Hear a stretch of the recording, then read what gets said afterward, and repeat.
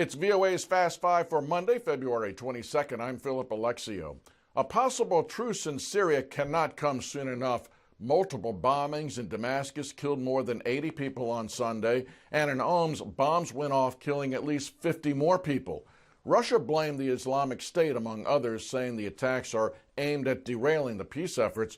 In Moscow and Washington, they are trying to convince opposing sides of the Syrian war to accept a new ceasefire proposal.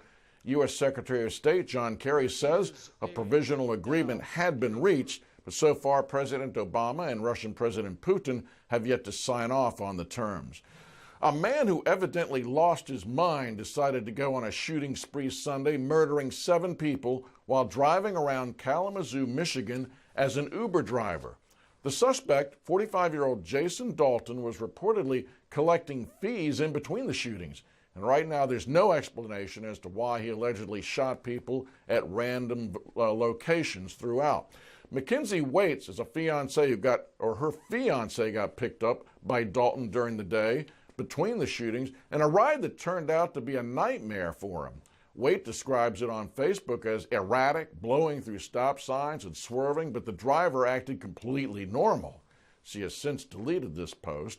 As for Uber, the company tweets, "We are horrified and heartbroken at the senseless violence in Kalamazoo." Well, coming up next, the field of dreams gets smaller.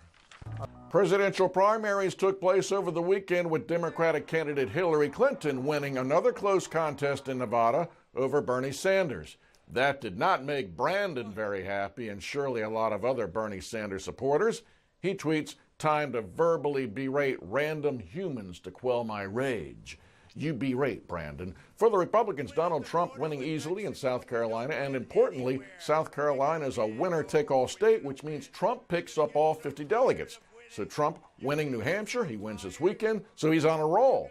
Allie Maynard tweeting, "The best is going to be when Trump announces himself as his own running mate." Unless, of course, he gives you a call, Allie. I'd stand by that phone. You know, it's not fun being a campaign dropout, but you have to respect anyone wanting to serve and lead his country. But you can always count on the sometimes heartless social media addicts to put you to shame, like the verbal voguer. That's how Louis Vertel describes himself. He tweets, "Jeb Bush says he's leaving the race. The race says they were never really dating." And then on at World Star Hip Hop, their tweet reads, "It was a good campaign, Jeb," a jab at using a parody of Kanye West's new album, The Life of Pablo. And finally, Daniel Kibblesmith, writer for The Late Show with Stephen Colbert, he tweets, "May none of us ever hate anyone as much as Jeb Bush must hate Donald Trump." Now, we don't know if Jeb hates him, but probably safe to say he's not glowing over him. Well, just ahead, women, contract and accusations. Contracts are a tough thing to get out of unless you have a friend willing to fork over $250,000, and who knows people like that? We go to Seth Reinhardt, describing himself as a Bible lover and music maker. He tweets that Taylor Swift just donated $250,000 to help buy Kesha out of her abusive contract. They need to make a Taylor Swift emoji. Pop star Kesha is trying to get out of a contract with producer Dr. Luke. A judge has ruled against Kesha, who has accused Dr. Luke of sexually assaulting her. Another tweet by Dee, who says if Taylor Swift cared so much, she'd take a public stand against Dr. Luke instead of throwing money at Kesha expecting it to mean something. Well, Dee, Dr. Luke's not been charged with anything.